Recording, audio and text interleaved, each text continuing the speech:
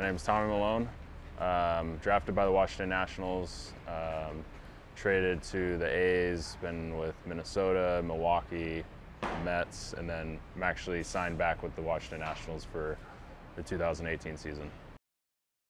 Main, I guess, Dan Straley was the main guy who had kind of brought it up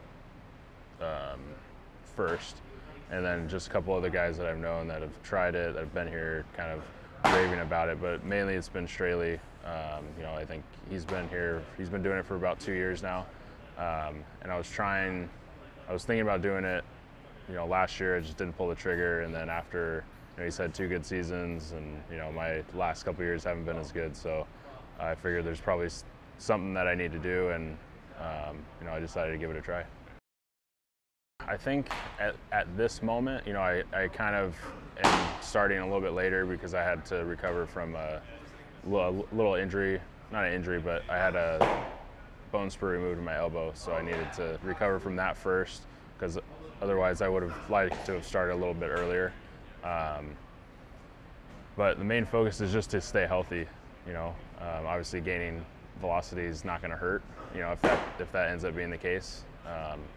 But just being healthy and being able to stay that way throughout the course of a full season. Just making sure everything in my arm is strong, staying on top of that, because previous years, I've done, my due diligence, I guess you would say, just kind of to maintain, but it wasn't really working. I guess probably in my head I felt like I was doing enough, but I really wasn't. I was probably doing the bare minimum just to get by. Whereas, I see all these other guys, whether they're coming here or doing other things that are staying healthy, they're working a lot harder, keeping their arm strong, their shoulder strong, everything else around it to kind of build that strength.